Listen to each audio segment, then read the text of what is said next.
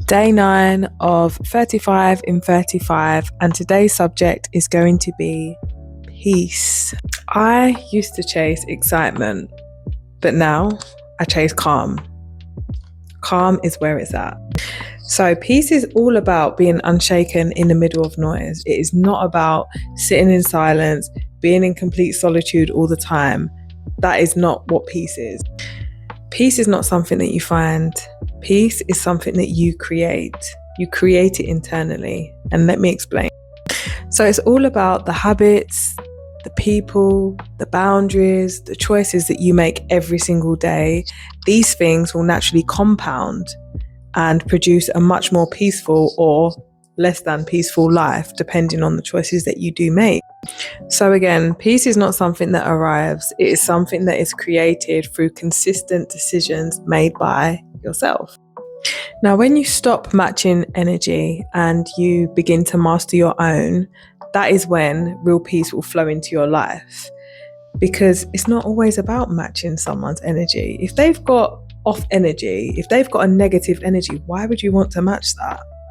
You look at the situation, you look at the person at hand, and you think to yourself, actually, I'm going to master my own. Whether that's removing yourself from a situation or not speaking to a certain person, but you master your own. It is not about matching someone's energy.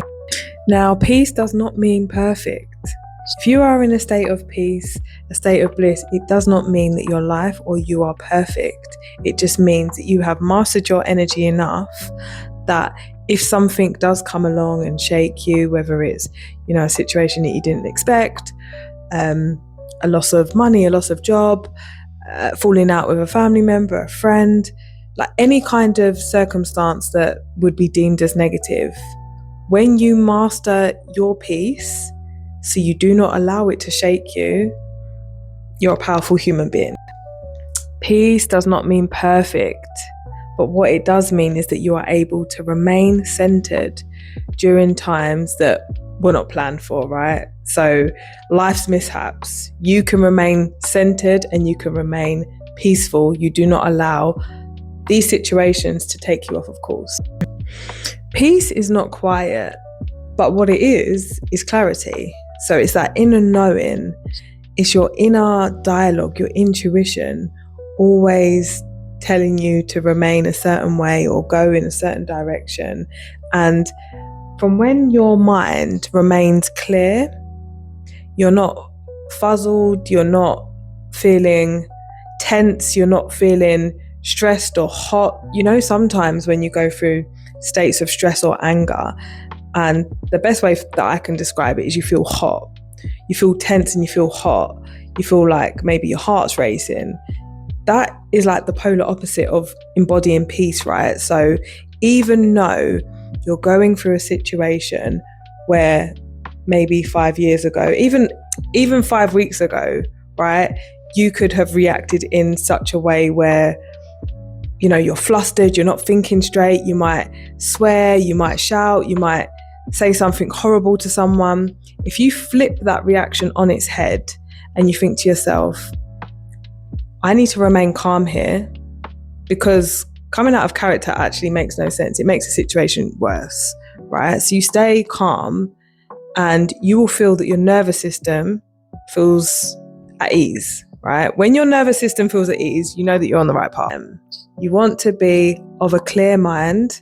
You want to embody peace as much as possible. Now, it's not performative, right? It is something that you just need to practice. And examples of my own life, I have definitely gone through those phases, especially in my younger years where I was quite an angry person, especially in teen years. I was an angry teen.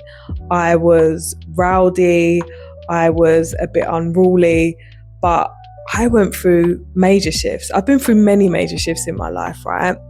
And one thing that I have learned is that embodying peace is going to win every single time over being angry and reactive. And I mean, 35 in less than 35 days now, and I don't look 30, 34, 35.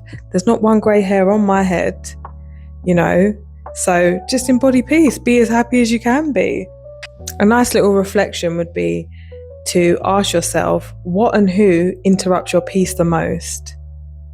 I think that's a really, really good reflection, because then you can kind of decipher if you can remove that obstacle from your life. And if you can't, you need to work out where you can place it or how you can best react next time in more of a peaceful state, because coming out of your peace for especially a person is like an absolute no-go. So day nine of 35 and 35, peace being the topic. I could speak on peace for about an hour, so I'm going to stop now. Peace out, guys.